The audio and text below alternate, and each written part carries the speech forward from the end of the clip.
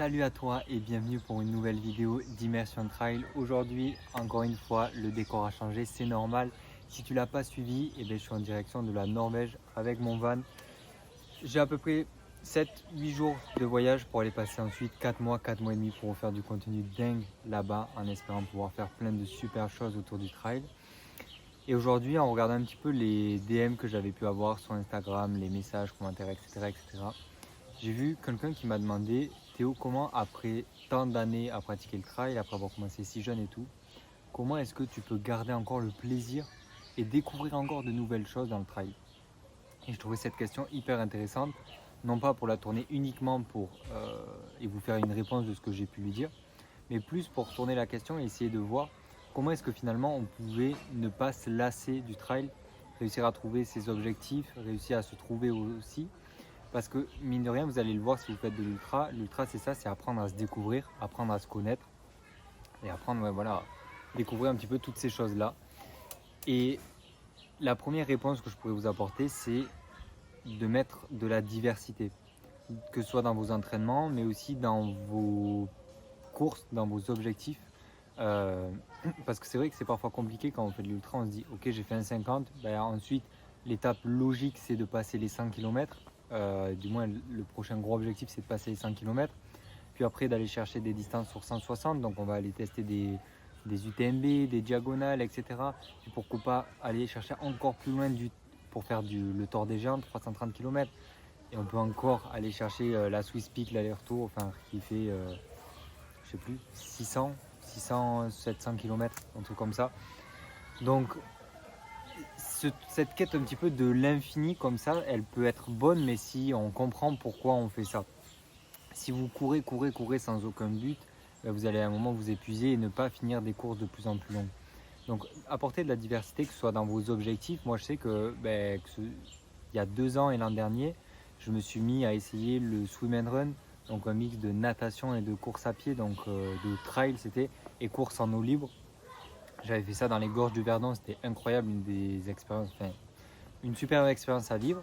Et à côté, j'avais fait aussi un peu après le Bikeman Corsica, donc une épreuve à vélo, un ultra trail, un ultra cyclisme à vélo, une épreuve de 1000 km avec plus de 20 000 de D+, je crois, à faire en moins de 5 jours.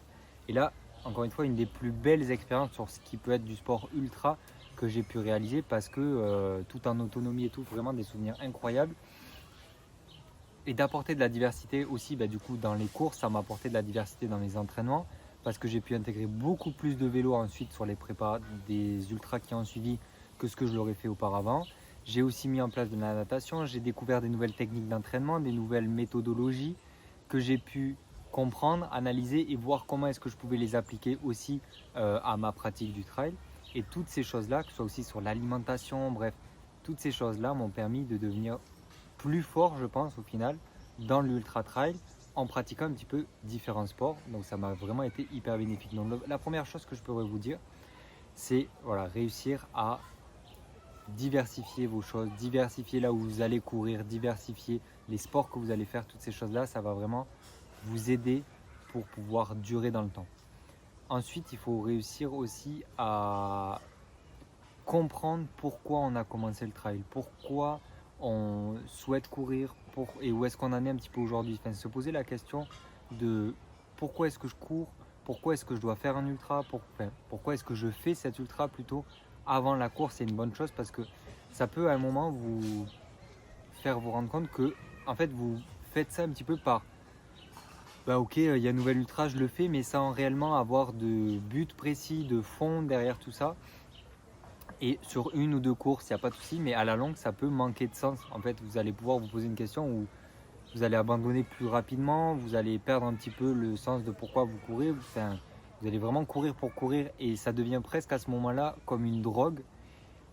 Et se remettre en question, s'essayer à de nouvelles activités, s'autoriser à nouveau à débuter dans un sport, c'est hyper bénéfique pour vous et pour la suite de votre pratique, mais aussi moi vraiment je vois la pratique du trail et du sport de manière plus générale comme un complément ou un miroir de la vie, et ce qu'on peut vivre dans l'ultra c'est vraiment le condensé d'une vie, j'ai l'habitude de le dire.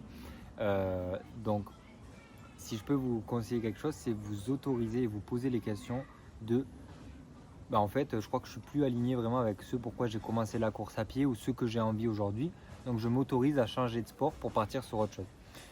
Donc voilà, mais vraiment la chose la plus importante pour moi, c'est pouvoir apporter de la diversité. Et le troisième point, c'est pouvoir se faire accompagner. Moi, c'est pour ça que j'ai lancé Immersion Trail, c'est pour pouvoir partager mon expertise avec certaines personnes, pour pouvoir les aider à réussir leurs objectifs, à se former avec la formation Road to Ultra pour qu'elles puissent en apprendre plus sur la préparation mentale, sur tout le côté sportif, réussir à se préparer et donc apprendre et mettre en place des nouvelles méthodologies. On revient un petit peu à cette diversité-là.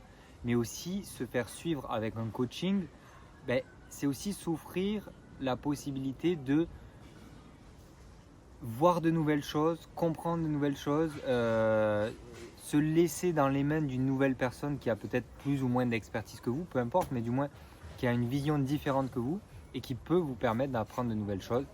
Et toutes ces choses-là, on peut vous les apporter avec Immersion Trail. Vous avez tous les liens dans la description de toute façon, ou alors vous nous laissez un commentaire sur YouTube ou un DM sur Instagram @Immersion Trail. Sinon, je vous invite vraiment à rejoindre la communauté Immersion Trail. C'est 100% gratuit. Vous pouvez poser toutes vos questions. On y met plein de contenus exclusifs et ça peut vraiment vous apporter énormément de valeur. Vous avez tous les liens en description.